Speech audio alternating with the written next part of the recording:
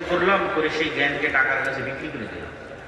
কত ডাক্তার, কত ইঞ্জিনিয়ার তাদের স্বাক্ষরকে বিক্রি করে দিয়েছে টাকার কাছে। এরা মুনাফিক। কত OC, DC, SP, AC land, sub registrar, এরা সবাই তাদের পদকে বিক্রি করে দিয়েছে টাকার কাছে।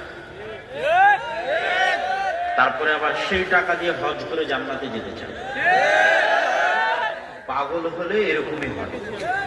অথচ তার কাছে সুযোগ ছিল শুধু ওই চেয়ারে বসে একজন দানবীরের চেয়ে বেশি নেকি অর্জন করা, রাতে তাহাজ্জুদের সালাত আদায়ের চেয়ে বেশি নেকি অর্জন করা। সেটা কি?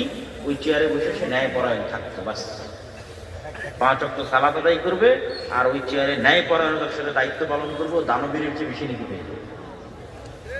আর হারাম উপায়ে ইনকাম করে আল্লাহকে ধোঁকা দিতে চায়, নিজেকে ধোঁকা দিতে চায়, মানুষকে ধোঁকা দিতে চায়, দেখো আমি হজ করে এসেছি। এটা মুনাফিক।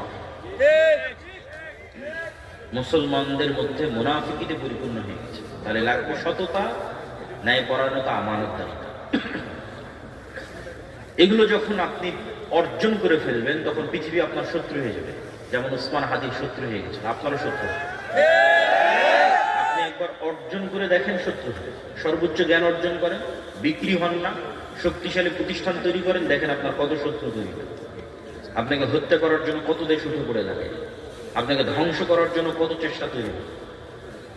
তখনই দরকার হবে শেষে যেগুলো বলছিলাম, আল্লাহর সাহায্য। আর আল্লাহর সাহায্যের খাতায় নামই নাই যে সালাত আদায় করে না, নামই নাই। পরীক্ষার হলে তো ঢুকতেই দিবে না, যার হাজিরা খাতায় নাম নেয় ঢুকতে দিবে, অ্যাডমিট কার্ডও দিবে না প্রতিষ্ঠান।